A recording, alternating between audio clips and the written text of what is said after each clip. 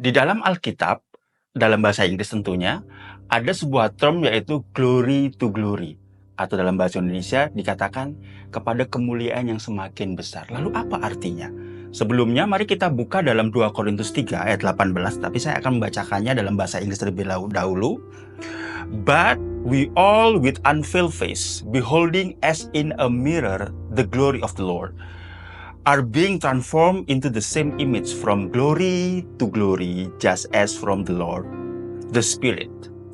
Kalau dalam bahasa Indonesia, dalam 2 Korintus 3 ayat 18 dikatakan, dan kita semua mencerminkan kemuliaan Tuhan dengan muka yang tidak terselubung, dan karena kemuliaan itu datangnya dari Tuhan, yang adalah roh, maka kita diubah menjadi serupa dengan gambarnya dalam kemuliaan yang semakin besar. Saudara perhatikan ada kata dalam kemuliaan yang semakin besar. 2 Korintus 3 ayat 18. Nah, apa arti dari glory to glory atau kemuliaan kepada kemuliaan dalam 2 Korintus 3 ayat 18? Apakah artinya bahwa kita semakin diberkati? Kita semakin diberkati hari demi hari karena kita menerima Tuhan Yesus? Atau mungkin kita pada saat dalam pekerjaan kita diberikan sebuah promosi. Kita naik-naik dan tidak pernah menjadi turun. Apapun yang kita lakukan pasti berhasil dan tidak pernah gagal. Apakah itu arti dari glory to glory? Atau Tuhan membawa kita dari kemuliaan satu kepada kemuliaan lain? Atau semakin hari kita semakin sehat dan pasti ditolong sama Tuhan. Nah, ini akan kita bahas. Tetapi ini yang Paulus maksud berkenaan dengan term dari glory to glory ini. Yang adalah ini, saudara. Paulus di sini berbicara mengenai bagaimana kemuliaan yang disediakan oleh perjanjian baru melalui Kristus, melalui salib, itu melampaui kemuliaan yang disediakan dalam perjanjian lama yang diberikan kepada Musa. Kalau saya akan membacakan lagi dalam 2 Korintus 3 15-18 secara konteks keseluruhannya dikatakan gini, bahwa sampai pada hari ini setiap kali mereka membaca kitab Musa, ada selubung yang menutupi hati mereka. Tetapi apabila hati seseorang berbalik kepada Tuhan, maka selubung itu diambil daripadanya, sebab Tuhan adalah roh, dan di mana ada roh Allah, di situ ada kemerdekaan. Dan kita semua mencerminkan kemuliaan Tuhan dengan muka yang sekarang sudah tidak berselubung lagi, saudara.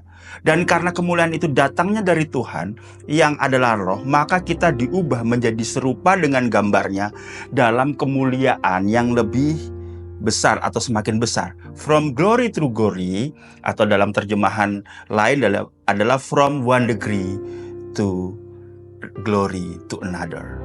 Nah, konteksnya adalah pada hari ini yang ingin saya sampaikan untuk kita mendapatkan frame yang lebih jelas adalah gini. Paulus yang mungkin masih terbawa dan membahas mengenai ajaran-ajaran yang menyatakan Kristen itu berarti mengikut Kristus plus hukum Musa, hukum Yahudi, harus bersunat dan lain-lain. Saat kita menerima Kristus, maka kita adalah orang yang merdeka. Tetapi beberapa orang, terutama di kota Korintus, mencoba menambahkan tradisi Israel agar keselamatan oleh Kristus menjadi sah dengan kita disunat dan lain-lain. Di sini Paulus membandingkan perjanjian lama dan perjanjian baru bahwa kita memiliki sebuah kemuliaan yang lebih besar yang dinyatakan oleh Yesus Kristus, yang mana lebih mulia daripada apa yang dinyatakan kepada Musa dalam Keluaran 3:4. Pada saat Musa naik ke atas gunung untuk menerima loh batu yang baru, maka sinar kemuliaan Tuhan menyinari Musa, dan pada saat turun muka Musa masih menyala, dan Musa harus menyelubungi itu agar orang-orang tidak takut. Dan ini, saudara, ada sebuah perbandingan dalam 2 Korintus 3 ini, bagaimana Paulus membandingkan kemuliaan perjanjian lama dan perjanjian baru, dan ia menyimpulkan bahwa perjanjian baru jauh lebih mulia, more glorious, dibandingkan apa yang Musa telah berikan. Perjanjian lama ditulis pada loh batu, sedangkan perjanjian baru ditulis di dalam hati kita, ada di ayat 3. Perjanjian lama adalah hukum Taurat, sedangkan perjanjian baru adalah hukum roh. Hukum Taurat mematikan, tetapi roh memberi hidup. di ayat 6. Perjanjian lama mendatangkan kutukan atau penghakiman, perjanjian baru mendatangkan kebenaran atau pembenaran. Ada di ayat 9. Dan perjanjian lama memiliki kemuliaan yang memudar atau yang kita tadi bahas lubung Musa, tetapi perjanjian baru memiliki kemuliaan yang tetap ada dan bahkan jauh melampauinya, sehingga perjanjian lama tampak tidak dapat dibandingkan dengan kemuliaannya jika dibandingkan dengan apa yang Kristus telah lakukan. Kesimpulannya, saat kita menerima Yesus sebagai Tuhan dan Juru Selamat, maka glory to glory bukan kita menjadi lebih kaya, lebih mudah dalam kehidupan, tapi ini kita mendapatkan kemuliaan terbesar dan kemerdekaan atau freedom yang mana disingkapkan dalam Tuhan melalui Roh Kudus, sehingga melalui Kristus kita mendapatkan pengampunan dan hidup yang baru. Dan ini adalah kemuliaan yang lebih besar, dan ini adalah anugerah dari Tuhan.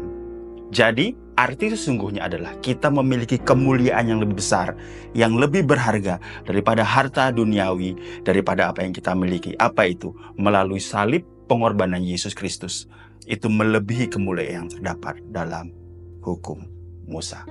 Semoga sesi ini memberkati kita semua. Tuhan Yesus memberkati.